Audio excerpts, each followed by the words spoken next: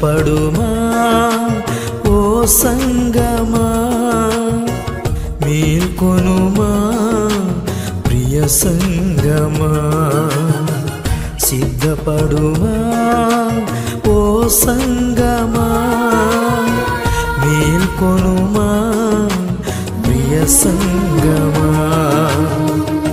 పొరుడైన క్రీస్తు రానై ఉండగా వధువై నీవు సిద్ధపడుమా.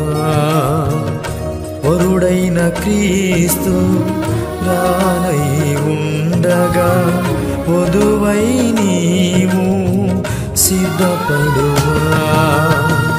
సిద్ధపడుమా ఓ సంగమా, మేల్కొనుమా ప్రియ సంగమా. సిద్ధం అనే శీర్షికలో సాల్వేషన్, రక్షణ అనే అంశంలో అనేకమైన విషయాలు ఈ సమయంలో బహువివరంగా మనం ధ్యానిస్తాం. రక్షణ పొందు నియమము. ఎందుకనగా మన ప్రభు అయిన యేసుక్రీస్తు ద్వారా రక్షణ పొందటికి దేవుడు మనలను నియమించెను గాని ఉగ్రత పాలగుటకు నియమించలేదు. ఇక్కడ యేసుక్రీస్తు ద్వారా రక్షణ పొందుటికే మనము నియమించబడితే అనే విషయాలు వివరంగా ధ్యానిస్తాం. కనికరము ద్వారా రక్షణ. నన్ను బలపరిచిన మన ప్రభు అయిన యేసుక్రీస్తుకు కృతజ్ఞుడనై ఉన్నాను. తెలియక అవిశ్వాసము వలన చేసి తిని గనుక కనికరింపబడి తిని. ఇక్కడ కనికరింపబడుట ద్వారా రక్షణ ఎలాగున ప్రాప్తిస్తుంది అనే విషయాలు బహువివరంగా ఈ సమయంలో ధ్యానిస్తాం. అటు తర్వాత మనము గమనించినట్లయితే ఈ యొక్క కనికరం ద్వారా రక్షణ అనే విషయం తర్వాత రక్షణ ద్వారా ఏర్పాటు. అలాగైనా ఏమగును, ఇశ్రాయేలు వెతుకున్నది ఏదో అది వారికి దొరకలేదు. ఏర్పాటు నొందిన వారికి అది దొరికెను. తక్కిన వారు కఠిన చిత్తులైరి. ఇక్కడ ఏర్పాటు నొందిన వారికి రక్షణ ఎలాగూ ప్రాప్తించింది అనే విషయాలు బహువివరంగా ఈ సమయంలో మనం ధ్యానిస్తాం. అటు తరువాత మనము గమనించినట్లయితే రక్షణ ద్వారా దేవుని ప్రజలు. ఒకప్పుడు ప్రజగా ఉండక ఇప్పుడు దేవుని ప్రజ అయితేరి. ఒకప్పుడు కనికరింపబడక ఇప్పుడు కనికరింపబడిన వారైతిరి. రక్షణ ద్వారా నిత్య జీవము. అయినను నిత్య జీవము నిమిత్తము తనను విశ్వసింపబో వారికి నేను మాదిరిగా ఉండులాగున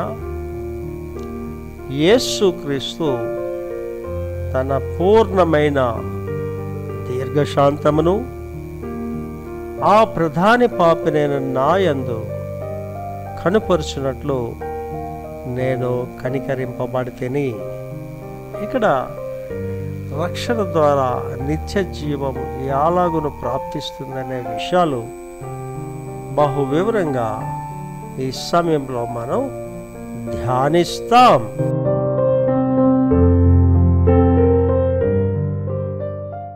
సిద్ధం అనే శీర్షికలో ఈ సమయంలో సాల్వేషన్, రక్షణ అనే దాని గురించి ధ్యానిస్తాం.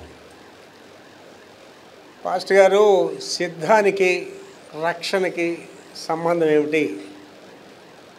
ఇది చాలా ఇంపార్టెంట్ మెసేజ్ అండి. ఇవాళ ఇంగ్లీష్లో సాల్వేషన్ అన్నారు, తెలుగులో రక్షణ అన్నారు. దానికి మరో భాషలో మారు మనస్సు అన్నారు. ఇది చాలామందికి అర్థం కాదు. ఇవాళ సంఘాల్లో ఈ బోధలు ఎక్కడ చేయటం లేదు ఎవరు కూడా. కారణం ఏంటంటే బోధ చేస్తున్నడికే రక్షణ అనుభవం లేదు. మీరు టీవీ ప్రసంగాలు వినండి, లేదని అనేక చర్చిలకి వెళ్ళి వినండి, ఎవడు మార్మన్స్ గురించి ప్రసంగం చేయటం లేదు ఇవాళ. మరి 70s విశాఖపట్నంలో గొప్ప ఉద్యమం వచ్చింది. అవాళ మేము ఎవరినైనా ఎదురు కలుసుకునేటప్పుడు జనరల్గా అవర్ యూ బ్రదర్, ఎలా ఉన్నారు బ్రదర్, ఎలా ఉన్నారు సిస్టర్ అని అడుగుతారు కదా. మేము అలాగే అడిగేవాళ్ళం కాదు ఎవరినైనా. బ్రదర్ మార్మన్స్ పొందారా, సిస్టర్ మార్మన్స్ పొందారా అని అడిగేవాళ్ళని. అవేళ ఎవరి నోట్లో చూసినా మార్మన్స్ అనేది ఉండేది. గొప్ప ఉద్యమం వచ్చింది విశాఖపట్నంలో సమయాల్లో. ఈ మార్మనస్సు అనే దాని గురించి ఎంత ప్రాముఖ్యత అంటేనండి, యేసు ప్రభు గారు సువార్తను ఎలా ప్రారంభించారు? దేవుని రాజ్యము సమీపించుతున్నది, అంతటను అందరూ మారుమనసు పొందాలి. ఈ బోధ నికోదేము గారికి అర్థం కాలేదు. నికోదేము అంటే ఎవరు? ధర్మశాస్త్రోపదేశకుడు. అంత పెద్దవాడు, ముసలివాడు, మళ్ళీ ఆయనకి అర్థం కాలేదు. ఇది అర్థం కాక ఒకరోజు సాయంత్రం పగటిపూట వెళ్తే అందరూ చూస్తారని సాయంత్రం పూట చీకట్లో వెళ్ళారు ప్రభు దగ్గరికి. యేసు ప్రభువా, మీరు తిరిగి జన్మించాలని చెప్తున్నారు, మార్మన్స్ అని చెప్తున్నారు, నేను ముసలైపోయాను కదా, నేను మళ్ళీ మా అమ్మ కడుపులోకి వెళ్ళి మళ్ళీ నేను పుడతానా, ఏంటిది అని అడిగాను. అప్పుడు యేసు ప్రభు గారు చాలా వివరంగా చెప్పారు. ఒకడు నూతనముగా జన్మించకపోతే దేవుని రాజ్యమును చూడడు, ఒకడు ఆత్మ మూలముగా నీటి మూలముగా జన్మించకపోతే దేవుని రాజ్యంలో ప్రవేశించడు. ఇవాళ నా ఎదురుగా కూర్చొని మీకు ప్రపంచంతో చెప్తున్నానండి, ఎవరికైనా మారు మనసు అనుభవం అనేది లేకపోతే తక్షణమే మారు మనసు పొందాలి. వారికే ఈ మెసేజ్ ఇవాళ. మారు మనసు అనుభవం ఉంటేనే సిద్ధపడి ఉంటారు. మారు మనసు అనే అనుభవం ఉంటేనే దేవుని రాజ్యంలోకి వెళ్తారు, లేకపోతే వెళ్ళరు. గుడికి రావడం వల్ల ఎవడు దేవుని రాజ్యానికి వెళ్ళడు, కానుకలు ఇవ్వడం వల్ల కూడా దేవుని రాజ్యానికి ఎవడాలి. మారు మనసు అంటే ఏమిటి అనే ఒక ప్రశ్న వస్తుంది. అదేంటో చెప్పండి పాస్టర్ గారు. యేసు ప్రభు అని నీ నోటితో ఒప్పుకొని నీ హృదయమందు విశ్వసించిన ఎడల నీవును నీ ఇంటి వారు రక్షణ పొందుతారు. 10 ఆజ్ఞలు ఉంది. ఏంటండి? పైన ఆకాశం అందే కానీ, కింద భూమి ఎందే కానీ, భూమి కింద నీళ్ళ ఎందే కానీ నేను తప్ప వేరొక దేవుడు నీకు ఉండకూడదు. అది మారు మనసు అనుభవం. ప్రతి వ్యక్తికి 2 బర్త్డేలు ఉండాలి. మొదటి బర్త్డే ఏంటి? విక్టర్ ప్రభాకర్ గారు మీ మొదటి బర్త్డే ఏంటంటే అక్టోబర్ 1వ తారీఖు 1953వ సంవత్సరంలో తల్లి గర్భంలో పుట్టాను. మరి రెండో పుట్టినరోజు ఏంటి సార్? 1972 ఫిబ్రవరి 7వ తారీఖు సాయంత్రం 7:30 గంటలకు యేసుక్రీస్తులో నేను జన్మించాను. 2 జన్మలు, 2 మరణాలు. ఈ రెండవ జన్మ అనుభవం ఎవరికి ఉంటుందో వాళ్ళకి రెండవ మరణం ఉండదు. రెండవ మరణం ఏంటి పాస్టర్ గారు అంటారు. మన జనరల్గా చచ్చిపోయాడు అని అంటాం, కానీ బైబిల్లో దాన్ని ఏమని ప్రస్తావించారంటే నిద్రించుతున్నారు అంటారు. మరణం అనేది దేని గురించి చెప్పాడంటే, రెండవ మరణం అగ్నిగంధకములతో మండుచున్న గుండము, ఇది రెండవ మరణం. రెండవ జన్మ ఎవరికి ఉండదో ఇవాళ ఇక్కడ నా ఎదురుగున్న ప్రపంచంతో చెప్తున్నాను. రెండవ జన్మ అనుభవం మీకు లేకపోతే రెండవ మరణం తప్పనిసరిగా మీకు ఉంటుంది. ఆ రెండవ మరణం అనేది ఎటువంటిదంటే, అగ్ని ఆరదు, పురుగు చావదు, ఫర్ ఎవర్. నిత్యము ఉండేవి 2 అండి. ఏంటంటే నరకము, నిత్య జీవము. నిత్య జీవం అంటే దేవునితో మీరు సదాకాలం ఉంటారు, యుగ యుగాలు అందులో ఉంటాం మనం. ఆ యేసు ప్రభు నాకు వద్దనుకుంటే నరకంలో యుగ యుగాలు ఉంటాం. కనుక రక్షణ అనేది ఎంత ప్రాముఖ్యమైనదంటే, ఒక మనిషి జీవితాన్ని మార్చేదే రక్షణ. యేసుప్రభుని అంగీకరించడం, గుడికి రావడం కాదు, యేసుప్రభుని అంగీకరించడం, యేసుప్రభుని తెలుసుకోవడం కాదు, యేసుప్రభుని కలిగి ఉండడం. ఇవాళ విశేషం ఏంటంటే కాపర్లు కూడా యేసుప్రభుని తెలుసుకున్న వాళ్ళు ఉన్నారు, క్రైస్తవులు కూడా యేసుప్రభు గారు తెలుసుకున్న వాళ్ళు, యేసుప్రభు కలిగిన వాళ్ళు చాలా తక్కువ మంది. నాకు గత వారంలో నేను కైలాష్ మాస్టర్ గారితో మాట్లాడాలని ఆశ నాకు కలిగింది. ప్రేయర్ చేశాను. ఈ కైలాష్ మాస్టర్ గారికి దేవుడిచ్చిన వరం ఏంటంటే ప్రభు రాకడలో, రెండవ రాకడలోనే ఆయన ఎత్తబడతాడు. అంతవరకు ఆయన ఆత్మ భూలోక సంచారం చేస్తుంటుంది. ఆయన దేహం ఎక్కడుందంటే కైలాస కొండల్లో ఉంది. నేను అది విన్న తర్వాత ఈ కైలాష్ మాస్టర్ గారి ఆత్మ ప్రపంచం అంతా తిరుగుతుంది కదా, దేవా ఒకసారి కైలాష్ మాస్టర్ గారు నన్ను వచ్చి కలమని చెప్పండి. ఆయన ఆత్మస్వరూపి అన్నాడు కాబట్టి నా మాట ఆయనకి అర్థమవుతుంది కాబట్టి నేను కైలాష్ మాస్టర్ గారు ఒకసారి వచ్చి నన్ను కనిపించండి, మీతో మాట్లాడాలి అని అడిగా. వారం రోజులు అయిపోయిందండి. ఆ వారం రోజులు అయిన తర్వాత నేను ప్రార్థన చేసినట్టు చెప్పాను కానీ నేను ప్రార్థన చేస్తే నిలువ మోకాళ్ళ మీద చేస్తాను. గంటన్నర 2 గంటలు, మొన్న అయితే 2 గంటల 5 నిమిషాలు ప్రార్థన చేస్తాను. మీ అందరి గురించి ప్రార్థన చేస్తాను, ప్రపంచం అంతటి గురించి ప్రార్థన చేస్తాను. ఆ వేళ మాత్రం 1:10 నిమిషాలే ప్రార్థన చేశాను. అరగంట ప్రార్థన అయిన తర్వాత జనరల్గా నేను మోకాళ్ళు లేగానే నాకు ఏదంతా వెలుగు వచ్చేస్తుంది. అరగంట ప్రార్థన అయిన తర్వాత ఆ వెలుగు 2 అంతలు అయిపోయింది. 2 అంతలు అయిపోయిన తర్వాత ఏంటి వెలుగు ఇలాగైందని ఒకసారి కళ్ళు తెరిచి చూస్తే నా ఎదురుగా కైలాష్ మాస్టర్ గారు ఉన్నారండి. ఆయన రూపం మెరుస్తున్నాడు. ఆయన తలంతా హేమము వలె ఉందండి. ఎందుకు నన్ను పిలిచాడు ఆయన అన్నాడు. అవును సార్, నేను వారం రోజుల క్రితమే మిమ్మల్ని అడిగాను రమ్మని. ఆత్మరూపులు ఉంటారు కదా, మీరు అప్పుడే రావచ్చు కదా, ఇంత టైం ఎందుకు తీసుకున్నారు? నేను ప్రపంచం అంతా సంచరిస్తున్నాను ఆయన అన్నాడు. నాకు ఆనందం ఏంటంటే ప్రభు నా మనని మన్నించి కైలాష్ మాస్టర్ పంపించి నాకు ఆనందం. ఇది కలగాదు, ఇది దర్శనం కూడా కాదు, చూస్తున్నాను నేను, ఎదురుగున్నాడు ఆయన. ప్రశాంతమైన మొహం, నవ్వుతూ ఉన్నాడు. నేను అప్పుడు అడిగాను, కైలాష్ మాస్టర్ గారు నాకు చాలా ఆశలు ఉన్నాయి సార్, నా చర్చ్ బిల్డింగ్ ఇలాగ ఉండాలి, ఉన్నతంగా ఉండాలి, పలానా బిల్డింగ్ నాకు కావాలి, అత్యున్నతమైన సేవ చేయాలి, చాలా ఆశ ఉంది సార్ సేవ గురించి. ఇవన్నీ నాకు అవుతాయా అవ్వా, ఇవన్నీ ప్రాప్తిస్తాయా ప్రాప్తించవా అని చిరునవ్వు నవ్వాడు. చిరునవ్వు నవ్వు చెప్తున్నాడు, నువ్వు చాలా మంచి పరిచర్య చేస్తున్నావు, రక్షణ సువార్త ప్రకటిస్తున్నావు, మంచి సంఘం ఉంది నీకు, వీటి గురించి ఎందుకు ఆలోచన? ఆ దేవుడు ఇవ్వాలనుకుంటే ఇస్తాడు అవన్నీ నీకు. ఒకవేళ దేవుని చిత్తం కాకపోతే నీకు రావు. నేనేం చెప్పలేను మీకు వాటి గురించి, దేవుడు డిసైడ్ చేస్తాడు. కానీ మీరు మంచి పరిచర్య చేస్తున్నారు, దేవుడు అవి ఇవ్వాలనుకుంటే తప్పనిసరిగా ఇస్తాడని చెప్పాడండి.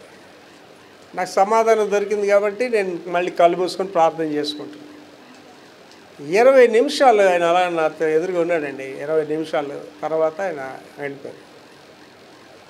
ఈ విషయాలు ఎందుకు చెప్తున్నానంటేనండి,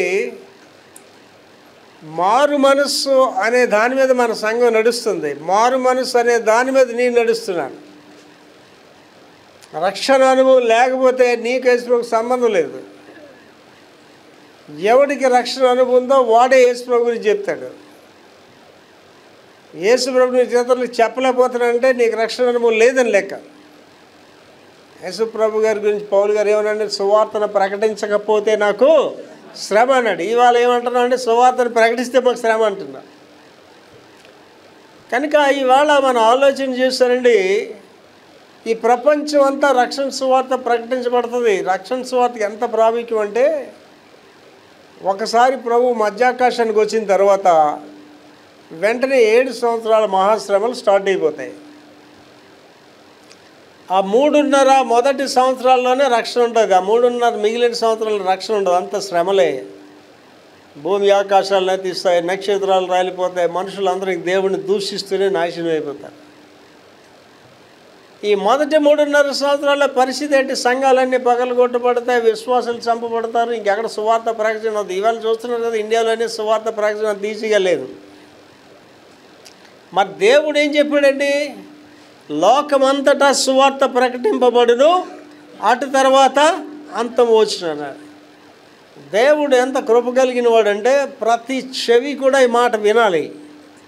కారణం ఏంటంటే లేకపోతే వాడు ప్రభుని ప్రశ్నించే అధికారం ఉంటుంది. వాడికి నాకెవరు చెప్పలేదు ప్రభు ఈ సువార్త అని. అప్పుడు ఏం జరిగిందంటేనండి, ప్రకటన గ్రంథం ధ్యానించినప్పుడు చెప్పాను ఈ విషయాలు. దేవుడు ఏం చేశాడంటే ఒక దూతను పంపించాడు. అదే ఎవర్ లాస్టింగ్ గాస్పల్. ఆ దూత వచ్చి ప్రపంచమంతా సువార్తను ప్రకటించిందండి. సువార్త అనేది ఎంత ప్రాముఖ్యమైనది ఒకసారి ఆలోచించేయండి. ఒకరోజు మళ్ళీ నాకు ఫస్ట్ ఆరాధనకు టైం దొరికితే ఒక మెసేజ్ ఇవ్వడానికి సిద్ధపడ్డానండి. ఆదాం మొదలుకొని యేసు ప్రభు శిలువ మరణం వరకు ఉన్న వాళ్ళందరూ కూడా ఆ చెరలో ఉన్న వాళ్ళు ఏమయ్యారు, వాళ్ళు దేవుని రాజ్యంలో ఉన్నారా నరకంలో ఉన్నారా అనే విషయాలు వివరంగా నేను తెలియజేస్తాను. ఒక మెసేజ్ ఇస్తాను దాని గురించి. దీని అంతటికీ మూలం ఏంటంటే రక్షణ అనేది చాలా ఇంపార్టెంట్. యేసు ప్రభుని సొంత రక్షకుడిగా కలిగి ఉండడం అనేది ఇంపార్టెంట్. మీరు యేసు ప్రభుని సొంత రక్షకుడిగా కలిగి ఉన్నారో లేదో ఈజీగా తెలిసిపోతుంది అవతలకి.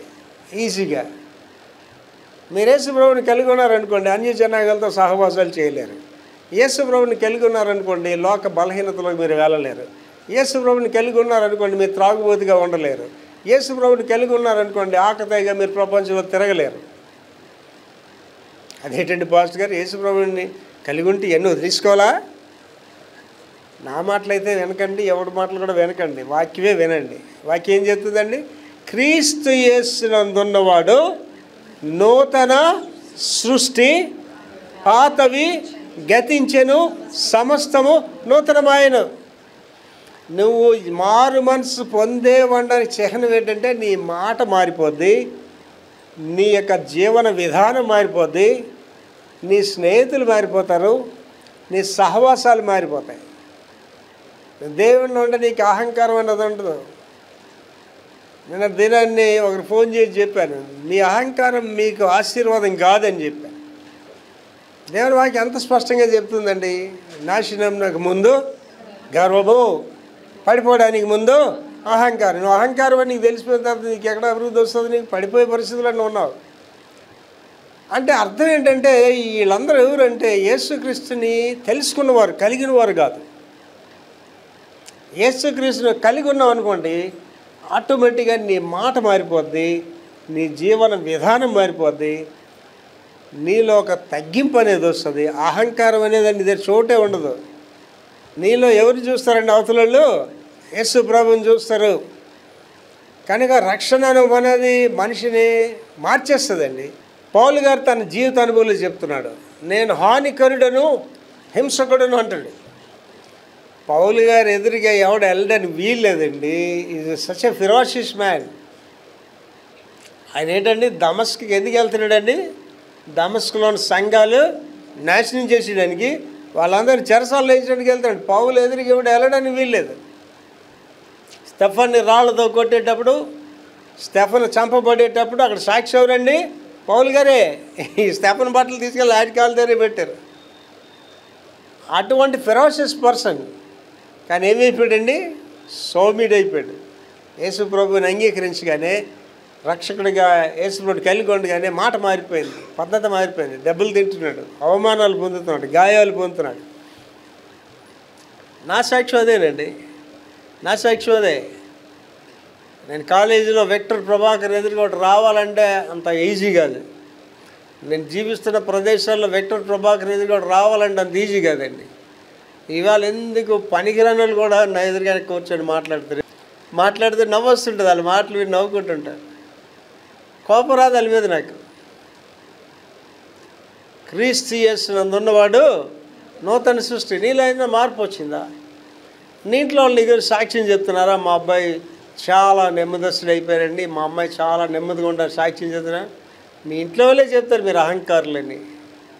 ఇంట్లో వెళ్తుంటే మీరు సరిగ్గా మాట్లాడరు. మీలో దేవుడు ఎక్కడున్నాడు అంటే దేవుడిలో ఉన్నారని మీరు అనుకుంటున్నారు తప్ప మీకు యేసుతో సంబంధం లేదు. అందుకే మాట వాడాడండి, క్రీస్తు చేసినందున్న వాడు నూతన సృష్టి. వాడు ఇలాగ ఉండేవాడు సార్, ఇలాగ అయిపోయాడు, ఇవాళ ఆవిడ ఇలాగ ఉండేది, ఈవిడ ఇలా మారిపోయిందని నీ గురించి ఒక కథల్లా చెప్పుకుంటారు నీ గురించి. అది రక్షణ అనుభవం అనేది. ఆ అనుభవం లేకపోతేనండి మెసేజ్ అనవసరం, మీరు వినడం కూడా అనవసరం. ఆ అనుభవం లేకపోతే గుడికి రావడం కూడా అనవసరం అండి. హ్యాపీగా నామకార్థ క్రైస్తవులో జీవించడమే బెస్ట్. మారు మనసు అనుభవం అనేది చాలా ఇంపార్టెంట్ అండి. అది కుటుంబంకి సంబంధించింది కాదు, భార్యాభర్త ఇద్దరికి సంబంధించింది కాదు, ఒక వ్యక్తికే సంబంధించింది. భార్య రక్షణ భార్యదే, భర్త రక్షణ భర్తదే, తల్లి రక్షణ తల్లిదే, తండ్రి రక్షణ తండ్రిదే, బిడ్డల రక్షణ బిడ్డది, ఎవరి రక్షణ వాళ్ళదే. నీకు తెలిసిపోద్ది నువ్వు రక్షణ కలిగి ఉన్నావు లేదు, నీకు తెలిసిపోద్ది, నీ ప్రవర్తన తెలిసిపోద్ది, నీ మాట తీరు తెలిసిపోద్ది. ఇవాళ నేను చెప్తున్నానండి, తలంపులో కూడా నేను చెడుగా ఆలోచించట్లేదు. తలంపులో కూడా అంటే ప్రభు దగ్గర ఎలాగ ఉన్నానంటే క్లిస్టల్ క్లియర్గా ఉన్నాను. అదే నేను ప్రజల దగ్గర ఉండాలని కోరుకుంటున్నా. దేవుడు నేను అడిగినవన్నీ ఇస్తున్నాడండి. దేవుడితో మనిషితో మాట్లాడినట్టు మాట్లాడుతున్నాను రోజు నేను. అది నా ఒక్కరికే సొంతం కాదు, మీ అందరికీ సొంతం. అది నీ అహంకారాన్ని వదలనంతకాలం, నీ గర్వాన్ని వదలనంతకాలం. గర్వాలంటే రకరకాలు ఉంటాయి, ధన గర్వము, జన గర్వము, అనేక గర్వాలు ఉంటాయి. నేను ఒంటరి దానిని, ఒంటరి వాడిని నువ్వు ఎప్పుడైతే తెలుసుకుంటావో దేవుడు నీకు సమీపంగా ఉంటాడు. ఈ రక్షణ అనుభవం అనేది ఎంత గొప్పదో దాని వివరాలు కూడా చూద్దండి. ఈ రక్షణకు వివిధ వివరాలు. నెంబర్ 1, క్రైస్తవ మతంలో విమోచన లేదా రక్షణ అని పిలుస్తారు.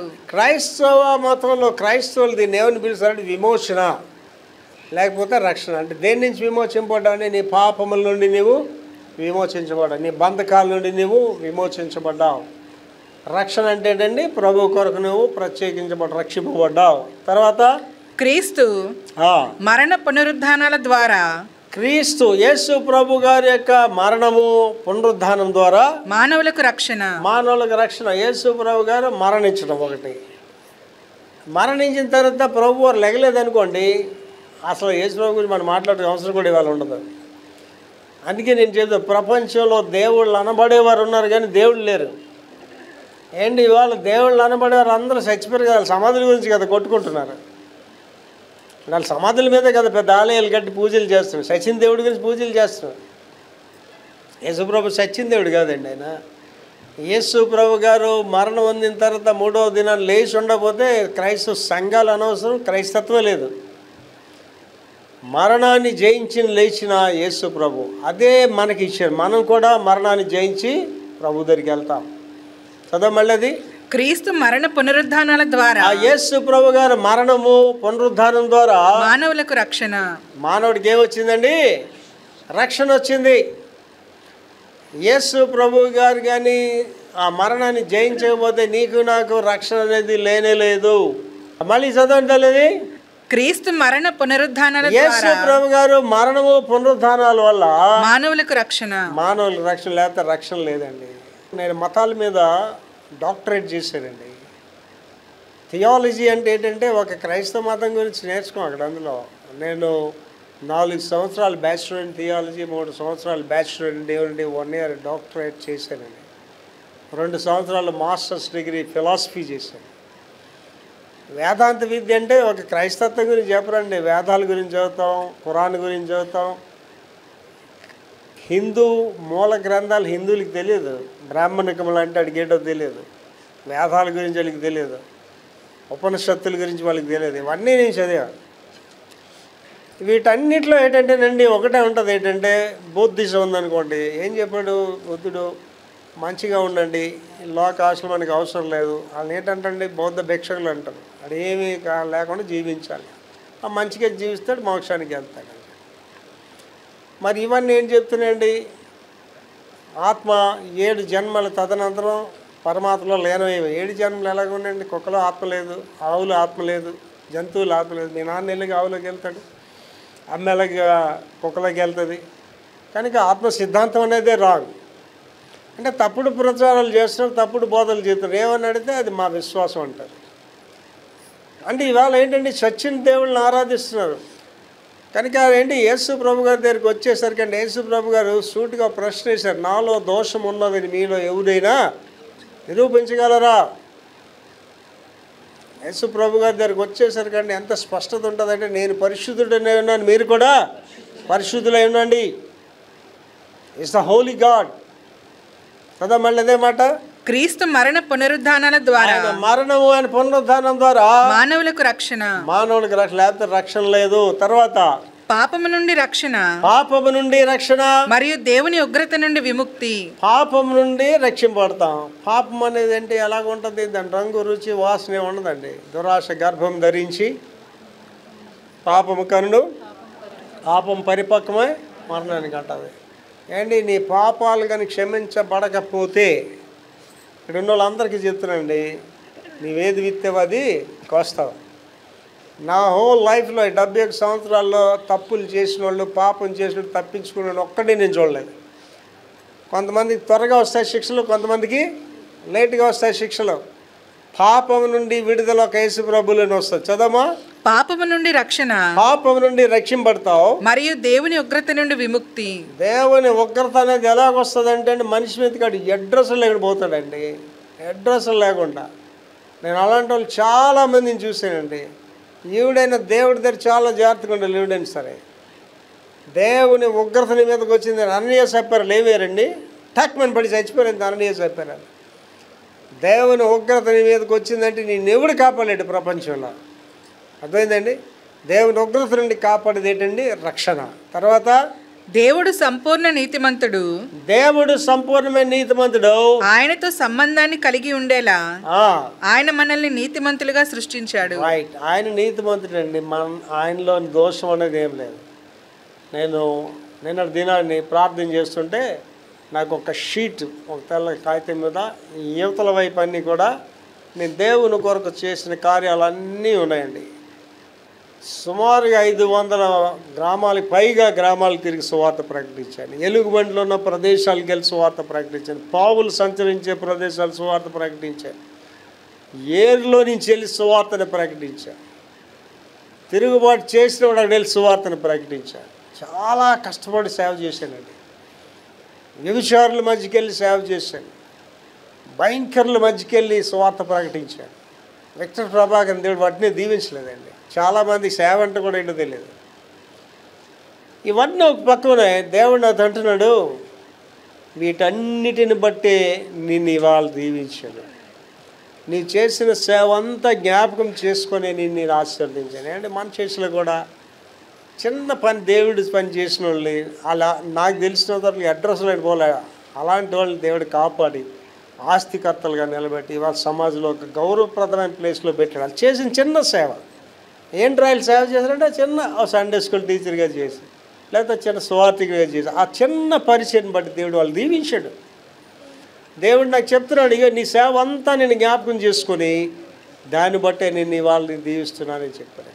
మరి ఇదేంటి ప్రభా, ఈ పాపాల సంగతి ఏంటని అప్పుడు ఏం చెప్పాడంటే, ఈ పాపాలన్నీ నేను తుడిచివేశాను. నేను చెప్తున్నాడు కదా, ఆ పత్రం మీద మోపబడిన అవన్నీ కూడా శిలపకి మేకలు కొట్టి అని తుడిచివేశాను అంటున్నాడు. దేవుడు అంటున్నాడు నాతో, నీ పాపాలు తూర్పుకి పడమని ఎంత దూరం అంత దూరం వేసాను, వాటెన్నడూ నేను జ్ఞాపకం చేసుకున్నాను. ఏంటి మీరే మత గ్రంథాలు చదవండి, ఇక్కడే చదవండి, ఎవడైనా పాపిని క్షమిస్తాడైన మాట ఎక్కడ ఉండదండి. దశావతారాలు ఎందుకు ఎత్తారండి? దుష్ట శిక్షణ, శిష్ట రక్షణ. అంటే దుష్టుని శిక్ష, దుష్టుడికి దేవుడు కాదు వాడు. ఎంత అన్యావసరం ఆలోచించండి. యేసుప్రభు ఏమంటున్నాడండి, నశించిన దానిని వెదకి రక్షించడానికి వచ్చాడు అంటాడు. ఎవడు పాపో ఎవడు నాశనం ఆడి గురించే దేవుడు వచ్చాడు. కనుక ఆలోచన చేసుకోండి, ఇది ఎంత అమూల్యమైన మాట అంటే. చదవమది మళ్ళీ ఒకసారి. దేవుడు సంపూర్ణ నీతిమంతుడు, ఆయన నీతిమంతుడు కాబట్టి ఆయనతో సంబంధాన్ని కలిగి ఉండేలా, ఆయనతో నీవు నేను సంబంధాలు కలిగి ఉండేలాగా ఆయన మనల్ని నీతిమంతులుగా సృష్టించాడు. మనల్ని ఎవడండి నీతిమంతుడిగా గుర్తిస్తాడండి? నువ్వు చేసిన పాపాలు ఎవడికని చెప్తే నిన్ను ఎవడు ఇష్టపడ్డండి? నీ రహస్య జీవితం పైన పెడితే ఎవడు నిన్ను ఇష్టపడి అసహించుకుంటాడు నేను. అలాంటి వాళ్ళని దేవుడు ఏం చేస్తున్నాడండి, మన పాపములను మనం ఒప్పుకొని నీడలా ఆయన నమ్మదగిన వాడు, నీతిమంతుడు కాబట్టి మనలను పరిశుద్ధులుగా చేసేస్తున్నాడు. తర్వాత దేవుడు పరిశుద్ధుడు కాబట్టి దేవుడు పరిశుద్ధుడు కాబట్టి అతనికి పాపంతో రాజీ లేదు. అతనికి పాపంతో రాజీ లేదు. ఏంటి దేవుడికి నేను అంటానండి, ఒక మాటలో చెప్పాలి, దేవుడికి చేతకాని ఏమైనా ఉన్నాయా అంటే ఉన్నాయి. ఏంటండి? పాపంతో రాజీ పడి. మనం ఉన్నాం అనుకోండి, మన అబ్బాయి దొంగతనం చేస్తే మనకు దొంగతనంలో కనిపించదు. మన అమ్మాయి పనికి మళ్ళీ పనులు చేస్తే ఆ పనికి మళ్ళీ పనులు మనకు కనిపించవు. ఎవరు చేయరండి, ఏ పిల్లలు చేయరండి, ఏ కుర్రోడు చేయడండి అని అంట. దేవుడి దగ్గరికి వచ్చరికి ఏమంటున్నాడండి చదవా? దేవుడు పరిశుద్ధుడు కాబట్టి అతనికి పాపంతో రాజీ లేదు. రాజీ లేదు. పాపం అనే దానికి సంబంధం లేనిది. ఆదాము అవ్వల పాపము దేవుని నుండి వారిని వేరు చేసింది. ఆదాము అవ్వలు దేవుడికి ఎందుకు దూరం వెళ్ళిపోయారండి? ఎందుకు దాగున్నారండి వాళ్ళు వెళ్ళి? దేవుడికి ఎదురుగా ఎందుకు రాలేకపోయారండి? ఏంటి వాళ్ళు గుడికి రాని వాళ్ళు కథ ఏంటి తెలుసండి? గుడికి ఎందుకు రాదు తెలుసండి? ఇక్కడికి వస్తే ఆ వెలుగులో వాళ్ళ పాప జీవితం కనిపిస్తుంటారు. అందుకు గుడికి ఎదురు రాలేరు. ప్రార్థించే వాళ్ళు ఉన్నారు. ఎందుకు చేయరండి? ప్రార్థన మోకాళ్ళకి నీ భ్రష్ట తీసిన దేవుడు చూపిస్తాడు నీకు. అందుకే ప్రార్థన చేయరు. ప్రార్థన చేయని నువ్వు ఎంతమంది అబద్ధాలు నీ పనికి మళ్ళీ పని చేసి అన్నీ కనిపిస్తాయి నీకు ఎదురుగానే. ఆదాము ఎందుకు దాగున్నారంటే వాళ్ళ పాపం దేవుడి దగ్గరికి వెళ్ళనివ్వలేదు. ఇవాళ మన పాపం మనం ప్రార్థన చేయనివ్వదు. సాకులు చెప్పచ్చు, నాకు చదువుల వల్ల అవటం లేదండి, నా ఉద్యోగాల వల్ల అవటం లేదండి. ఏంటి నీ ఊపిరి అయిపోతే నీ డిగ్రీలు నేనేం చేస్తాను, నీ ఊపిరి అయిపోతే నీ ఉద్యోగం నీకు ఏం చేస్తుంది, నీ ఊపిరి అయిపోతే నీ వ్యాపారం నీకు ఏం చేస్తుందండి? భక్తి అనేది ఊపిరండి, ఊపిరి అనమాట. అది ప్రార్థన అనేది ఊపిరేది. ప్రార్థనా జీవితం లేదంటే నీకు ప్రభుకు సంబంధమే లేదు అసలు. చదవబల్లి మధ్య ఆదాము అవ్వల పాపము ఆ పాపము దేవుని నుండి వారిని వేరు చేసింది. నీ పాపము నిన్ను దేవుని వేరు చేస్తుంది. రక్షణ అంటే పాపం యొక్క శక్తి మరియు శిక్ష నుండి విముక్తి. రక్షణ అంటే పాపానికి ఏటున్నదటండి? శక్తి ఉన్నదట. ఏం శక్తి అండి? ఎక్కడ తీసుకెళ్ళిపోద్ది? నిన్ను మరణాన్ని తీసుకెళ్ళిపోద్ది. దురాశ గర్భం ధరించి పాపం కంటది. పాపం పరిపక్వమే మరణం. అంటే దాని శక్తి ఏంటంటే నేను మరణాన్ని తీసుకెళ్ళిపోతుంది నీ పాపం. మరియు శిక్ష నుండి విముక్తి.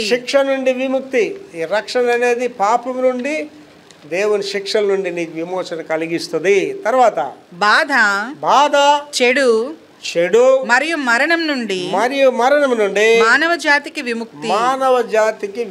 ఈ రక్షణ అనేది దేని నుండి విమిస్తుంది అంటే ఒకటే బాధ నుండి, రెండు చెడు నుండి మరియు మరణం నుండి నిన్ను వేరు చేస్తుంది. తర్వాత చేసిన తప్పును అంగీకరించండి మరియు క్షమాపణ అడగండి. This is a very difficult thing for the human beings అండి. ఇది మానవుడికి చాలా కష్టతరమైంది. ఏంటి, నువ్వు భారీగా నీ తప్పులు భర్తతో ఒప్పుకుంటే విడాకులు ఇచ్చేస్తాడు. భర్తగా నీ తప్పులు భార్యకి చెప్తే ఇవాళ బ్రేకప్ అనేసి ఏమన్నా ఉండదు నీ దగ్గర. ఏంటం చదవలేదు? చేసిన తప్పును అంగీకరించండి. ఎవడు అంగీకరిస్తాడండి ఇవాళ? ఎవడైనా సరేనండి. అంటే విక్టర్ ప్రభాకర్ అంటే ఇవాళ హైలీ కోడిఫైడ్ పర్సన్. నేను 21 సంవత్సరాలు చదువుకున్నా, 14 దేశాలు తిరిగి వచ్చాయి. అంటే ఇవాళ సొసైటీలో నా ప్లేస్ ఏంటంటే I'm like a celebrity in the society. నేను ఎన్నో అబద్ధాలు చెప్పవచ్చు మీకు. నేను 7 గుర్రాల రథం మీద నేను ఎలిమెంటరీ స్కూల్కి వెళ్ళేవాడిని. బెంజ్ మెర్సిడీస్ కారులో నేను కాలేజీకి వెళ్ళేవాడిని. బంగారపు ప్లేటుల్లో నేను తినేవాడిని. అంటే ఏమో తిని ఉండరేమో పాస్ట్ గారు అని అనుకుంటారు కదా. ఇవాళ నేను మా కమలీల గురించి చెప్తున్నాను. మా అమ్మ గుడ్డు 4 మొక్కల కోసం మొక్కేసేదని చెప్తున్నాను మీకు. ఏంటి కిందటి వారం ఏం చెప్పానండి? నేను స్ట్రీట్ ఫైటింగ్ చేశానని చెప్పాను. నేనేదో యేసుప్రభుని మంచోడిని చెప్పుకోవటలేదు ఇవాళ. చదవ మళ్ళీ అదే మాట. చేసిన తప్పును అంగీకరించండి మరియు క్షమాపణ అడగండి. నేను మాట చెప్తున్నానండి. ఇక్కడ అలాంటి ఎవరు ఉంటే మీ గురించి చెప్పాను అనుకోకండి. నువ్వు రోగాలతో బాధపడుతున్నావు అర్థం ఏంటి తెలుసు తల్లి? నీ పాపాలను దేవుడి దగ్గర ఒప్పుకోవట్లేదు. నువ్వు నీ పాపాలని దేవుడి దగ్గర ఒప్పుకోనంతకాలం నువ్వు రోగి నుంచి రోగిగా హాస్పిటల్ తిరుగుతూనే ఉంటావు నువ్వు. దావీదు గురించి ఒక గొప్ప మాట రాయబడ్డదండి. దావీదు తప్పుని కప్పుకొనక ఒప్పుకొని విడిచిపెట్టాడు. నేనంటే యేసుప్రభు గారికి చాలా ఇష్టం అండి. కారణం ఏంటంటే తప్పు అనగానే ఒప్పుకుంటాను ప్రభు దగ్గర. ప్రభు నేను తప్పు మాట్లాడాను, తప్పు చూశాను, తప్పు క్షమించడానికి నేను అడుగుతానండి. సిగ్గుపడను. నేను తప్పు చేశానని చెప్పడానికి సిగ్గుపడనండి. ఎవరండి ఇవాళ మీరు ఎక్కడ బాగా గమనించి చూడండి, నీతి మాట్లాడే వాళ్ళందరూ భ్రష్టులే. తప్పులు ఎవరు చేస్తారో వాళ్ళు ఎక్కువ నీతుల గురించి మాట్లాడతారండి. వాళ్ళే దేవునికి ఇష్టం లేనివారు, వాళ్ళే రోగభరితులే ఉంటారండి. రోగాల నుంచి రోగాలతో కుళ్ళి చేస్తారు కానీ మారుమనసు పొందరండి వాళ్ళు. వాళ్ళ గురించి రోమపత్రిక 1వ అధ్యాయంలో రాస్తాడు ఏంటంటే, వారు జీవము గల దేవుడికి హృదయంలో చోటు ఇవ్వలేదు కాబట్టి చేయరాని కార్యాలు చేయడానికి భ్రష్ట మనుషులను అప్పగించారు. అంటే కొంతమంది ఉంటారు భ్రష్టత్వంలో పోయిన వాళ్ళకి ఏ బోధ చెప్పండి వాళ్ళకి ఎక్కుదలకి ఎవడ తప్పులు చేయలేదా పాస్ట్ గారు అలాగే చెప్తారులే, పర్లేదులే అమ్మా. ఒక పాస్ట్ గారు, సీనియర్ పాస్ట్ గారు ఆ కుటుంబ ప్రార్థనలో కుటుంబీకులకు చెప్తున్నాడు, అది ఏంటో పాత మందుల్లో 5-6 భార్యలు ఉన్నారు, ఇప్పుడేంటి ఒకటే భార్య, అటు తప్పే ఉందంటే ఆడి కూతురికి ఏమొచ్చి పాస్టర్ కూతురికి 4-5 భర్తలు, ఆడి కొడుకు ఏమొచ్చి 5-6 భార్యలు. ఏం బోధ చేస్తున్నాడండి పిల్లలకి? ఎంతమంది భార్యలో తప్పులేదని బోధ చేస్తాడు. దేంట్లో పోయాడంటే ఆయన భ్రష్టత్వంలో పోయాడు. ఇవాళ చాలామంది భ్రష్టత్వంలోకి ఎందుకు పోతారంటే దేవుడు వాళ్ళని విడిచిపెట్టేస్తున్నాడు. చదవమదే, చేసిన తప్పును అంగీకరించండి. ఎప్పుడైతే మీ తప్పును ఒప్పుకున్నారో దేవుడి దగ్గర మరియు క్షమాపణ అడగండి, అదే రక్షణ అండి. నేను సిగ్గు లేకుండా దేవుడి దగ్గర క్షమాపణ అడుగుతానండి. చిన్న పిల్లడి దగ్గరైనా మా మనవరాల దగ్గరైనా తప్పుగా గెజిటెడ్ మాట్లాడాను అనుకోండి, నెక్స్ట్ మినిట్లో ఏంజల్ అయినా వెరీ సారీ తల్లి అని అడుగుతాను. నో ఓకే తాతయ్య అంటది, నో ప్రాబ్లం అంటది. చిన్న పిల్లల దగ్గరైనా సరే తప్పు అంటే నేను వెళ్ళి వాళ్ళని క్షమాపణ అడుగుతాను. తర్వాత అమ్మా, యేసు శిలువ రక్తం ద్వారా మీ పాపాలకి పరిహారం ఏంటి? యేసు ప్రభు గారి శిలువ మీద రక్తం కార్చకపోతే నీ పాపాలకి నా పాపాలకి విమోచన లేదండి. అదే పేతురు గారు చాలా వివరంగా చెప్తారు, మీరు కోడెల రక్తం ద్వారా గొర్రెల రక్తం ద్వారా విమోచింపబడలేదు, అమూల్యమును పవిత్రమును నిష్కలంకమైన క్రీస్తు రక్తంలో మీరు కడగబడ్డారంట. That is the love of God. యేసు రక్తము నిన్ను పవిత్రురాలుగా పవిత్రుడు చేసేస్తుంది. తర్వాత పాపాలను ఒప్పుకొని జీవితాన్ని దేవుడు మార్చేలా విశ్వసించుట. దేవుడు మన జీవితాన్ని మార్చేస్తాడండి, అదే రక్షణ. నేను 72వ సంవత్సరంలో ఎప్పుడైతే యేసు ప్రభుని అంగీకరించానో నా జీవితాన్ని దేవుడు ఏం చేశాడండి? మార్చేశాడు, నూతన వ్యక్తిగా చేర్చేశాడు. ఎంత గొప్ప కృప ఒకసారి ఆలోచించండి. ఈ యొక్క మాటని ఎరిగిన పౌలు గారు ఏమంటున్నాడంటే, ఎంత గొప్ప రక్షణ నిర్లక్ష్యం చేసి మీరు ఎలాగూ తప్పించుకుంటారు. ఏదో వచ్చి కూర్చున్నా వెళ్ళిపోయాం, మెసేజ్ వినిసి వెళ్ళిపోవడం అంటే సడన్గా చనిపోయారు అనుకోండి, ఎక్కడికి వెళ్తుంది మీ ఆత్మ? నిత్య నరకానికి పోతుంది. ఓన్లీ వారం అంతా శుభ్రంగా తాగేద్దాం. నిన్నే మా ఫ్రెండు ఫారెన్ విస్కీ తెచ్చాడు, పాస్ట్ గారు ఇవాళే తాగొద్దని బాధ చేస్తున్నాడు, ప్రభు క్షమించడని వారం ఒక్కరోజు తాగేసి నెక్స్ట్ వీక్ నుంచి నేను తాగిన ప్రభు అని ప్రార్థన చేసుకుంటాను. ఈ వారం మధ్యలోనే నరులారా తిరిగి రండి అన్నాడు అనుకోండి అండి, అక్కడ ఎక్కడ పోతాడు? నిత్య నరకానికి పోతాడు. అలాంటి వాళ్ళని చాలామందిని చూశాను. నాకు తెలిసిన పెద్ద మెడికల్ ఆఫీసర్ ఉండేవాడండి, క్రైస్తవుడే, మంచి క్రైస్తవుడు. ఆయన ఏమండేవాడంటే, ఏడా అందరూ మారుమనసుని చెప్తారు, అసలు మీ దొంగ యేసు నీ రాజ్యంలో నన్ను జ్ఞాపకం చేసుకోమనగానే పరలోక రాజ్యంకి వెళ్ళిపోయాడు, నేను అలాగే వెళ్ళిపోతానని. ఆ చెప్పిన పాస్టర్ అనేటట్టుతో, ఒరే ఆ తెలియకుండా నువ్వు చచ్చిపోతే ఏం చేస్తానంటే, నన్ను దేవుడు టైం ఇస్తాడు కానీ. ఒకరోజు ఆఫీస్ నుంచి వచ్చి, మెడికల్ ఆఫీసర్, మళ్ళీ చిన్న ఉద్యోగం కాదు, ఆఫీస్ నుంచి వచ్చి ఆ సోఫా మీద కూర్చొని వాళ్ళ ఆవిడికి పిలిచి టీ పట్టుకురాన్నాడట. ఆ టీ తెచ్చినప్పుడు చచ్చిపోయాడు. చాలామంది అనుకుంటారు సిలువ మీద దొంగల టైం వస్తుందని. టైం కూడా రాదు, ఒక్కొక్కసారి నీకు తెలియని గడిలో నువ్వు చనిపోతావు, మరణం నీ మీదకి వచ్చేస్తుంది. తర్వాత అమ్మ రిఫరెన్సెస్ అండి, అపోస్తల కార్యాలు 4:12 చెప్తున్నాడు ఈ పాపం గురించి. అపోస్తల కార్యాలు 4:12. మరి ఎవని వలనను రక్షణ కలుగదు, ఎవరి వల్ల నీకు రక్షణ రాదు, ఈ నామములోనే మనం రక్షణ పొందవలని గాని, మనం రక్షణ పొందాలి గాని ఆకాశం క్రింద మనుషులలో ఇవ్వబడిన, ఆకాశం కింద మనుషుల్లో నిలబడిన మరి ఏ నామమున రక్షణ పొందలేమని. నామమున రక్షణ రాదండి. ఇట్స్ ఛాలెంజింగ్ అండి. దేవుళ్ళు అనబడే వారికి, ప్రపంచంలో ఉన్న దేవుళ్ళు అనబడే వారికి ఛాలెంజ్ ఇది. ఏ నామమున రక్షణ కలగదు. చదవ మళ్ళీ, మరి ఎవని వల్లనూ రక్షణ కలగదు, ఎవరి వల్ల రక్షణ కలగదండి. నేను రాసిస్తానండి, ఎవడైనా సరే ప్రపంచంలో ఫలానా వాడి వల్ల రక్షణ వస్తుంది చెప్పమనండి, నేను వాటితో మాట్లాడతాను. యేసు నామములో తప్ప మరి ఏ దేవుళ్ళు అనబడే వారిలో నీకు రక్షణ అనేది లేనే లేదు. That's highly confirmed. అది కారణం ఏంటంటే, మా నాన్నగారు విగ్రహారాధన చేశాడండి. మా ఫాదర్ విగ్రహారాధన చేసి హనుమంత మంత్రాలు కాళికాదేవ మంత్రాలతో పరిగెడుతున్న పావులు పట్టుకునేవాడండి. 22వ సంవత్సరంలో వాళ్ళ గురువుగారి దగ్గరికి వెళ్ళి అడిగాడండి, గురువా నేను వర్మాలో ఉండేటప్పుడు 12వ సంవత్సరంలో ఒకరోజు చర్చికి వెళ్ళాను, అక్కడ యేసుప్రభు గురించి చెప్పారు, ఆ యేసుప్రభు మంత్రాలకు నేర్పించమన్నాడండి. అప్పుడు చెప్పాడు, కుదరదురా అని చెప్పాడు. ఏం గురువు అంటే, ఆ నిజమైన దేవుడు అన్నాడు. మరి మన దేవుళ్ళు అంటే దేవుళ్ళు కాదు, ఈ శక్తులు అని చెప్పాడు. నాకు దేవుడికి కావాలి, శక్తులు వద్దని మా నాన్నగారు అలాగా మారు మనసు పొంది పరవాడ బాప్టిస్ట్ చర్చ్లో మొట్టమొదటి బాప్టిజం పొందినవాడు మా తండ్రి గారు అండి. మా నాన్నగారు యేసు ప్రభు ఉత్తముడని రుచి చూసి తెలుసుకొని యేసులో నమ్ముకున్నాడండి. నేను ఇవాళ ప్రపంచం అంతా తిరిగి చెప్పడానికి కారణం అండి, ఎవడైనా డబ్బులు ఇచ్చాడనో డబ్బులు ఇస్తాడని కాదండి, యేసు ప్రభు నిజమైన దేవుడని నా జీవితంలో తెలుసుకొని నేను చెప్తున్నాను అందరికీ కూడా. ఆయన అనుభవించాను, ఆయన రుచి చూశాను అండి. ఆ మొదటి యోహాను పత్రికలో ఆ మొదటి వచనంలో చక్కని మాట చెప్తాడండి, చదవమది. మొదటి యోహాను పత్రిక 1వ అధ్యాయం 1వ వచనం చదవండి. జీవవాక్యమును గూర్చినది, జీవవాక్యమును గూర్చినది, ఆది నుండి ఏది ఉండెను, ఆది నుండి ఏది ఉన్నదో, మేమేది వింటెమో, మేమేది విన్నాము, కన్నులారా ఏది చూచితేమో, మా కన్నులారా ఏది చూసామో, ఏది నిదానించి కనుగొంటేమో, ఏది నిదానించి కనుగొన్నామో, మా చేతులు దేనిని మా తాకి చేతులు చూచెనో దేనిని తాకేయో అది మీకు అదే తెలియజేయుచున్నాము. మీకు తెలియజేస్తున్నాను. ఇవాళ నేను ప్రకటించిన సువార్త ఏంటంటే కథలు కాదండి నేను చెప్పేది.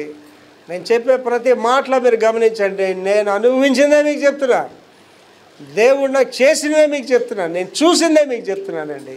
అదే సువార్త. తర్వాత అండి రోమాపత్రిక 10వ అధ్యాయం 9వ వచనం. అదేమనగా యేసు ప్రభు అని నీ నోటితో ఒప్పుకొని దేవుడు మృతులలో నుండి ఆయన లేపునని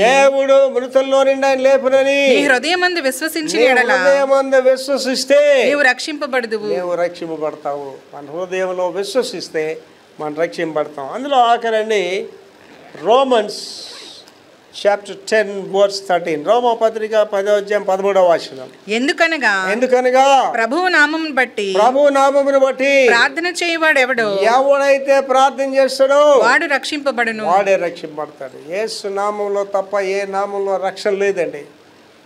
అంటే నేను తెల్లవారు 4 గంటల ప్రార్థన లెగ్గానే యేసు రక్తం చేయని మొదలు పెడతానండి.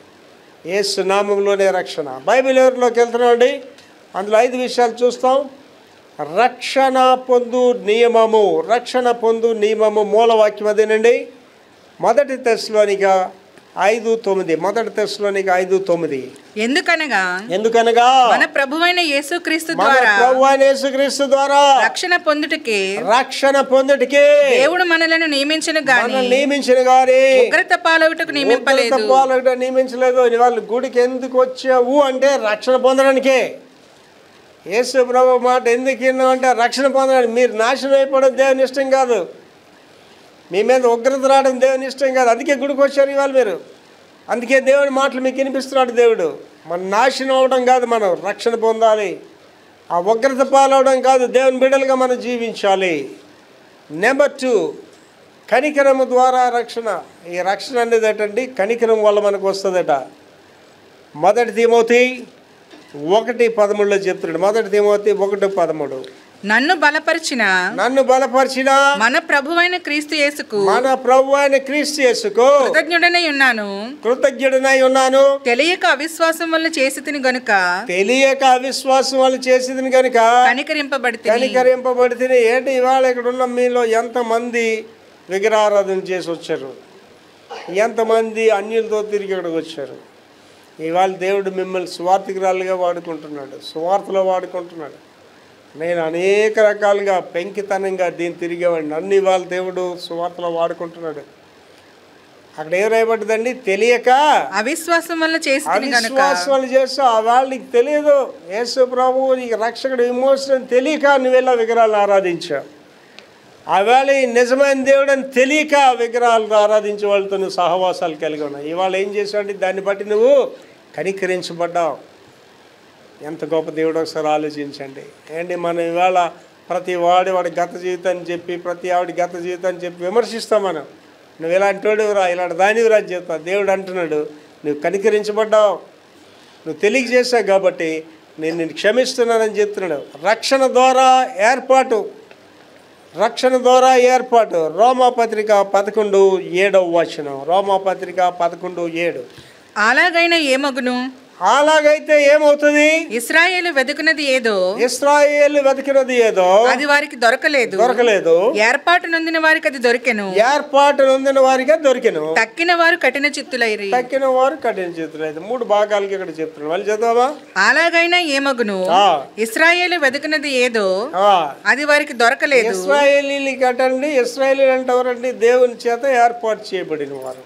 ఇశ్రాయేల్ దేశం ఉంది కదా, వాళ్ళ గురించి ఏమంటారంటే ఇశ్రాయేల్కి వెతుకున్నది ఏదో వాళ్ళకి దొరకలేదు. ఏంటి ఎదుగుతున్నారంటే వాళ్ళు మెస్సియాని ఎదుగుతున్నారు. ఇంకా యేసుప్రభు పుడతాడని చదువుతున్నారు వాళ్ళు. యేసుప్రభు పుట్టాడు, ఆయన శిలువ మరణం పొందాడు, పునరుద్ధానం నమ్మట్లేదు. ఇంకా వాళ్ళు ఇంకా యేసుప్రభుని అంగీకరించట్లేదు. వాళ్ళకి దొరకలేదు అది. ఇంకా వాళ్ళు యెహోవా దేవుడిని ఆరాధిస్తున్నారు, తండ్రిని ఆరాధిస్తున్నారు ఇశ్రాయేలీయులు. రెండో భాగం ఏంటమ్మా? ఏర్పాటు నొందిన వారికి అది దొరికెను. అది ఎవరికి దొరికింది?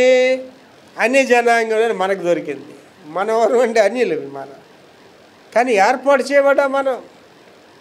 ఎఫెసీ పత్రిక 1 చెప్తున్నాను, అనాది సంకల్పంలోనే సృష్టి ఇంకా ఆరంభం కాకమునిపే నేను ఏర్పాటు చేసుకున్నాను.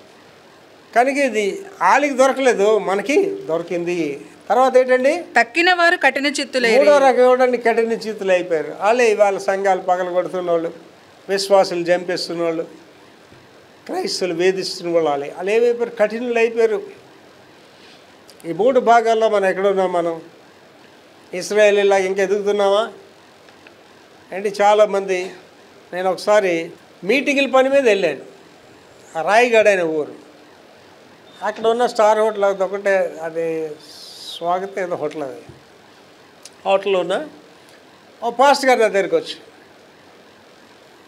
ఆయన రాయగఢ్ ఏరియాలో పనిచేస్తున్న పాస్టర్. ఆయన ఒక కరపత్రం నాకు చూశాడు. సార్, ఇవన్నీ కరపత్రాలు నేను ముద్రించి అందరికీ పంచుతాను సార్, నాకు సహాయం చేయండి సార్ అన్నాడు. సరే, కరపత్రం అంతా చూశాను. ఆ కింద ఏంటి రాశాడంటే క్రీస్తు అన్వేషి అని రాశాడు. క్రీస్తు అన్వేషి అంటే ఆయన పేరు రాసుకున్నాడు. క్రీస్తు అన్వేషి అంటే యేసు ప్రభుని ఇంకా వెతుకుతున్నాను అని రాశాడు. నేనన్నా పాస్టర్ గారు ఈ మాటకి అర్థం తెలుసా మీకు అని అడిగాను. క్రీస్తు అన్వేషి, క్రీస్తు అన్వేషి అంటే యేసు ప్రభుని యేసు ప్రభు ఎదగవలసిన అవసరం ఏంటి అంటే ఆల్రెడీ వచ్చేది, మన ఎదుర్కొన్నాడు, ఆయన కనిపిస్తున్నాను, ఎందుకు ఎదుగుతున్నారు సార్ ఆయన. అప్పుడు ఆయనకి అర్థమే, సార్ నాకు ఎవరు చెప్పలేదు సార్, ఇలాగ తెలిస్తే కదా మీకు చెప్పడానికి ఎవడని అని చెప్పి. ఆ మొక్క తీసేయండి సార్, యేసు ప్రభు వాళ్ళ అన్వేషించవలసింది, వాడు అందరికీ ఎదురుగా ఉన్న దేవుడు. చదవది. అలాగైనా ఏమగును, ఇశ్రాయేలు వెతికినది ఏదో అది వారికి దొరకలేదు. ఏర్పాటు నొందిన వారికి అది దొరికెను. తక్కిన వారు కఠిన చిత్తులైరి. ఇప్పుడు ఎక్కడున్నావు నువ్వు? ఈ 3 దొరకని దాని ప్రదేశంలో ఉన్నావా? దొరికిన వాళ్ళ ప్రదేశంలో ఉన్నావా? కఠిన చిత్రాలు వైపోయావా? అండి కొంతమంది గుడికి వస్తారు, వెళ్ళిపోతారు, కానీ వాక్యం వాళ్ళ హృదయంలోకి వెళ్ళదండి. వాక్యం హృదయంలోకి వెళ్ళదు. నేను అలాంటి భ్రష్ట జీవితం 19 years 19వ సంవత్సరం నేను మార్మన్స్ పొందాను. 19 సంవత్సరాలు నేను అలాగే భ్రష్టుడిగా జీవించాను. గుడికి వెళ్ళేవాడిని, ఎవరైనా ఇలాంటి మాటలు చెప్తే నవ్వుకునేవాడిని, వీళ్ళు ఇలాగే చెప్తారు పాస్టర్స్ అనుకునేవాడిని. కానీ ఎప్పుడైతే దేవుడు నన్ను సంధించాడో, ఎప్పుడైతే దేవుడు నన్ను దర్శించాడో, ఎప్పుడైతే నేను ప్రభు రక్షకుడిగా అంగీకరించానో, అప్పుడు నూతన సృష్టిగా నేను మలచబడ్డాను. It's very important thing. రెండోళ్ళు ఎవరైనా సరే కఠిన చిత్తులు అయిపోతే జాగ్రత్తగా చూసుకోండి. కఠిన చిత్తులు అయిపోవడం అంటే అర్థం ఏంటంటే దేవుడి మాటలు మీకు ఎక్కవు, ఆ బుర్రలోనికి వెళ్ళవు, హృదయంలోనికి వెళ్ళవు. అవి వెళ్ళట్లేదంటే అర్థం ఏంటంటే నువ్వు 3వ స్థాయిలో ఉన్న జాగ్రత్త చూసుకోండి. తర్వాత రక్షణ ద్వారా దేవుని ప్రజలు, రక్షణ ద్వారా దేవుని ప్రజలు. 1 పేతురు 2వ అధ్యాయం 10వ వచనం. 1 పేతురు 2:10. ఒకప్పుడు ప్రజగా ఉండక ఇప్పుడు దేవుని ప్రజ అయితిరి. దేవుని ప్రజలైరి. ఒకప్పుడు కనికరింపబడక ఇప్పుడు కనికరింపబడిన వారైతిరి. ఈ మాట మన ఇక్కడ ఉన్న వాళ్ళు చాలా మందికి వర్తిస్తుందండి. చదువు. మొదటి 2 భాగాలు ఇది. మొదటి భాగం చదువురా. ఒకప్పుడు ప్రజగా ఉండక ఇప్పుడు దేవుని ప్రజ అయితిరి. ఒకప్పుడు మీరు ప్రజగా లేరు. ఒకప్పుడు అన్ని విగ్రహాలకు ఆరాధించారు, ఒకప్పుడు పూజలు చేశారు, తీర్థయాత్రలు చేశారు, ముళ్ళు కొట్టించుకున్నారు, నిలువు దోపిడీలు ఇచ్చారు, అన్నిలుగా జీవించారు ఒకప్పుడు. కానీ ఇవాళ ఏమేరంటున్నాడండి, దేవుని ప్రజ అయితే దేవుని ప్రజలయ్యారు. ఆ విగ్రహారాధన నుండి, ఆ చీకటి నుండి వెలుగులోకి వచ్చారు ఇవాళ. తర్వాత రెండో భాగం, ఒకప్పుడు కనికరింపబడక అప్పుడు మీరు కనికరింపబడలేదు, ఇప్పుడు కనికరింపబడిన వారు. కనికరం ఎందుకు వస్తుందండి? రాయికి ముక్త రాయి మీకు ఏం చేస్తుందండి? చెట్టుని ఎవరు సృష్టించారండి? దేవుడు సృష్టించాడు. ఆ చెట్టు దగ్గరికి వెళ్ళి చెట్టు నన్ను కాపాడంటే చెట్టుకి కానీ స్వరం వస్తే దేవుడు వాయిస్ ఇచ్చి మాట్లాడమంటే ఏంటి మాట్లాడుతుందండి? ఒరే పిచ్చి వెదవల్లారా, దేవుడు నన్ను సృష్టిస్తే మీరు సృష్టికర్తనది నాకు పూజలు చేస్తున్నారని మాట్లాడుతుందా? చెట్టు గాడిద మాట్లాడిందా? లేదండి, గాడిద మాట్లాడింది బిలాముతో. ఏంటో రాయికి నువ్వే దేవుడు అని పూజలు చేసి, ఏంటి ఆ రాయికి చాలామంది రాళ్ళు చూడండి, ఆ బుర్రకాయ ఇలా పెట్టేసి మరి రాయికి పూజలు చేసేసండి. ఆ రాయికి దేవుడు రాయి మాట్లాడు అన్నాడు అనుకోండి, రాళ్ళు మాట్లాడవా? మాట్లాడతాయి రాళ్ళు కూడా. యేసు గారు ఏమన్నారండి, మీరు ఆపిస్తే ఈ రాళ్ళు దేవుడిని స్తుతిస్తాయి అన్నాడు. అప్పుడు రాయి మాట్లాడంటే ఒరే పిచ్చి వెధవల్లారా, నాకు నమస్కారం పెడుతున్నారు ఏంట్రా, నన్ను సృజించిన సృష్టికర్తను చేర్చుకుంటారా అంటాడు. అర్థమైందండి? అదే ఇక్కడ చెప్తున్నాడు. చదవది, ఒకప్పుడు కనికరింపబడక, అప్పుడు మనం కనికరింపబడలేదు, ఇప్పుడు కనికరింపబడిన వారు. ఆలోచన చేసుకోండి. ఆ విగ్రహారాధన చేసి ఎంతమంది అలా మారిన వాళ్ళు ఉన్నారండి. అంటే ఆ రక్తస్రావం గల స్త్రీ ఏంటంటే కనికరింపబడలేదు 12 సంవత్సరాలు. 12 సంవత్సరాలు దానికి ఏంటో కనికరం వచ్చింది.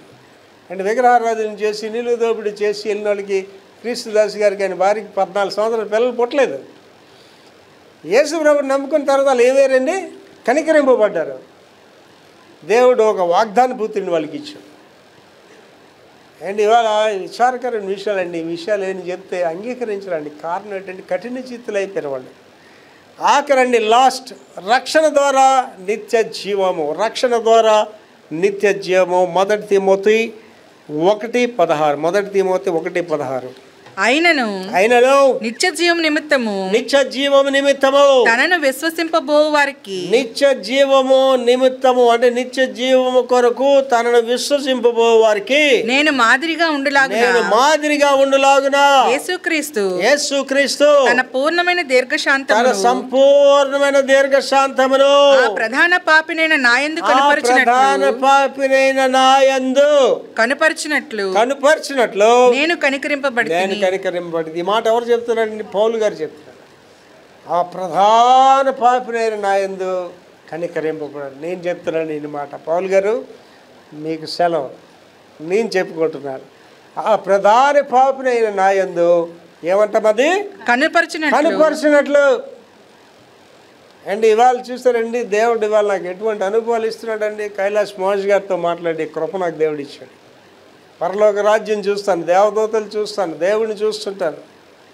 ఒకరోజు చెప్పాను మీకు, నాకు కళ్ళులా తెరిచేసరికి ఒక అంగి అంచు కనిపిస్తుంది, తెల్ల దగ్గర మెరుస్తుంది. ఏంటి రాయిదని చూసి అలా పైకి చూస్తే యేసుప్రభు గారి ఫేస్ కనిపిస్తుంది.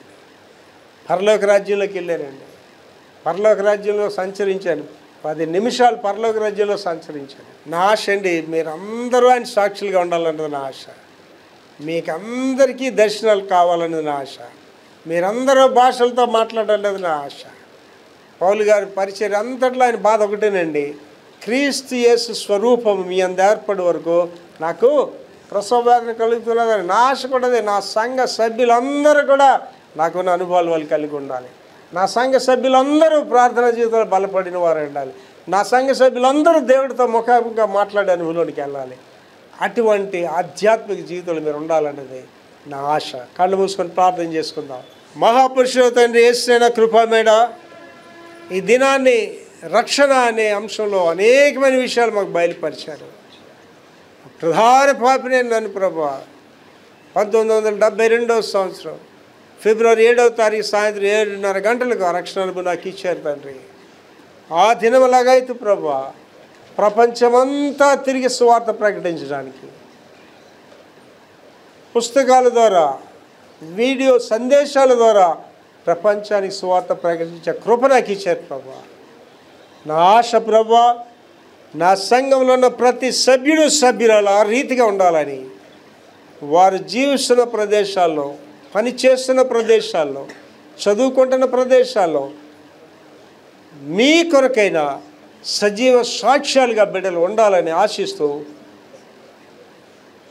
మమ్మల్ని అందరినీ కృపలో భద్రపరచమని యేసు పరిశుద్ధ నామములో వేడుకుంటున్నాం తండ్రి. ఆమేన్.